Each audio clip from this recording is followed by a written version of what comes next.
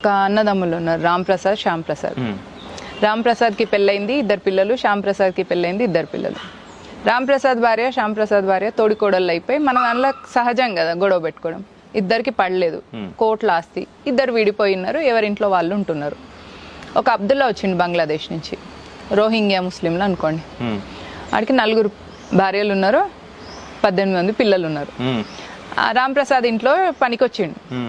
వచ్చిన తర్వాత రామ్ ప్రసాద్ బిజినెస్ వ్యవహారాలలో బిజీగా ఉంటూ ఊరికే తిడుతుండే అన్నట్టు అబ్దుల్లాని.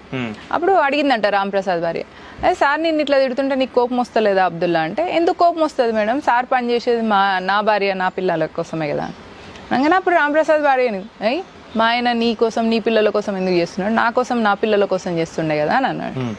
అంటే మేడం వీడు ఎంత తెలివైనాడు అంటే వీనికి స్ట్రాటజీ ఉంది, వీనికి ప్లానింగ్ ఉంది, వీనికి ఒక ఎజెండా ఉంది. 2 శ్యామ్ ప్రసాద్ రామ్ ప్రసాద్ ఇద్దరికి కలిసి పని చేస్తాడు అనమాట.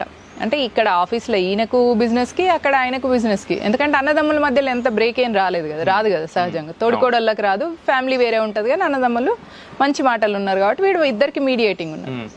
చెప్తున్నాడు, రేపు నాకు 18 మంది పిల్లలల్లో నాకు 9 మంది కొడుకులు ఉన్నారు, ఎవరో ఒక కొడుకు ఎవడో ఒకటి నీ కూతుర్ని లైన్లు ఇస్తాడు, లవ్ జిహాద్ అని మీరు మొత్తుకుంటారు, పోతాడు.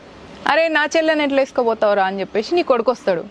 నీకు లింగులు ఇట్టుకోమనుకుంటా ఒకడే కొడుకు, నాకేమో 8 మంది కొడుకులే. వీళ్ళు వాళ్ళు కొట్టుకున్నప్పుడు తప్పిపోయి నీ కొడుకు చచ్చిపోయిండే అనుకో, నీ కూతుర్ని వేసుకుంటే 50% వస్తే నీ కొడుకు పోతే 100% వచ్చే. 1. 2, అక్కడ మీ మరిది ఉన్నాడు, వాళ్ళకు కూడా ఒక బిడ్డ ఒక కొడుకే. నీ మరిది కూతురు నీ కూతురు బాగా క్లోజ్.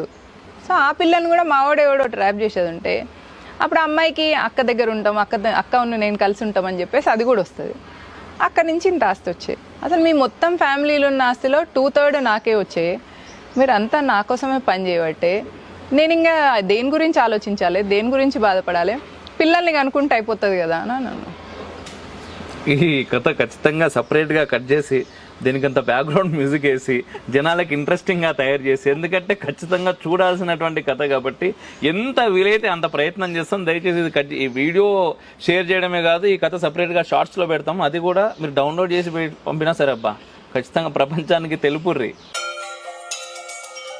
శత్రుమూకల చెర నుండి దేశ రక్షణ నీ ధ్యేయమైతే నీ అవసరం ఇక్కడుంది. Please do subscribe, like and share. దద్దరిల్లేలా పక్కనున్న గంట కూడా కొట్టుర్రి.